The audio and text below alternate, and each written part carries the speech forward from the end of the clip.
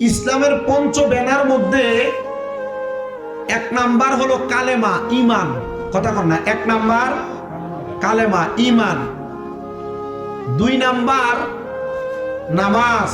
কথা কন না, দুই নাম্বার তিন নাম্বার রোজা, তিন নাম্বার চার নাম্বার হজ, পাঁচ নাম্বার হইল যাকাত।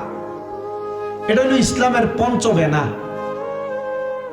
পাঁচটা শর্ত, এই পাঁচটা শর্ত আমাদেরকে জান্নাতি বানাবে, আবার অমান্য করলে জাহান্নামী বানাবে। কিন্তু বাবাজি, এই নামাজ যেটার কথা বলছে, আসসালাতু মিফতাহুল জান্নাহ, নামাজ বেহেশতের চাবি। অনেকের মনে এটা নিয়ে এখন বর্তমান সমাজে বড় ধরনের প্রশ্ন। বড় ধরনের প্রশ্নটা কি? অন্য কোনো কিছু না হুজুর। এক নাম্বার আসসালাতু মিফতাহুল জান্নাহ, নামাজ বেহেশতের চাবি, এটা আমরা সবাই জানি। দুই নাম্বার ইন্না সলাতা তানহা আনিল ফাহশাই ওয়াল, নামাজ মানুষকে সকল প্রকার ফাহিশা কাজ, অশ্লীল কাজ থেকে দূরে রাখে, এটাও জানি। কিন্তু বিষয় হলো এই নামাজ যে মানুষকে অশ্লীল কাজ আর ফাহিশা কাজ থেকে দূরে রাখে, হুজুর আমরা এলাকার যেই লোকটা সুদ খায়, এটাও তো নামাজ পড়ে।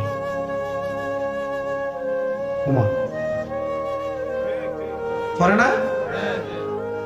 দেখবেন এরার নামাজের ধরনটা কিন্তু আপনারা যারা নিয়মিত মুসল্লি তার থেকে আরো বালা।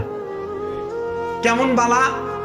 এরার পাঞ্জাবি ডবে একবার দবদবে সাদা ফাতলা যেটা, হেডা টুপিটা খুব সুন্দর। নামাজে যদিও সবাই ফরে আইয়া, কিন্তু দুই তিন কাতার মুসল্লি ঠেলা সামনে যায় ইমামের পিছন দিয়া দাঁড়ায়। কথা কয় না? হ্যাঁ, তাহলে হুজুর নামাজ যদি সকল প্রকার অশ্লীল কাজ থেকে মানুষকে দূরে রাখে, এ বেটা যে সুদ খায় আবার নামাজও পড়ে, তো নামাজ তো এ বেটারে সুদ থেকে দূরে রাখতে পারলো না।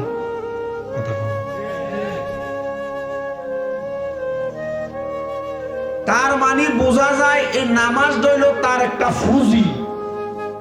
কথা কন না, নামাজটা তার একটা মানে লেভেল।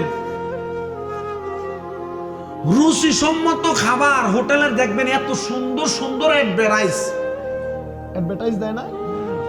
রুচিসম্মত মানসম্মত আধুনিক বাংলা খাবার